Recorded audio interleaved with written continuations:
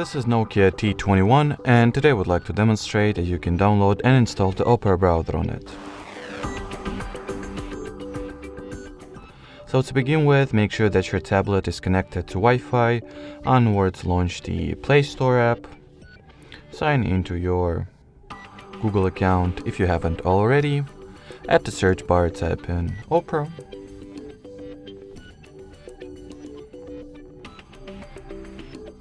Once the needed app is found, click at this green install button and wait for the Opera to get downloaded and installed respectively. As you will see now, it does not take a lot of time at all.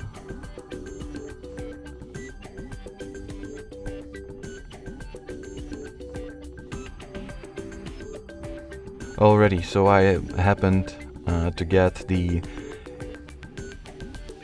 Google Play Store update while filming the video, so that's unlucky, I guess. But once the actual Opera download starts, as you can see, the whole process occupies like 10-15 seconds at most.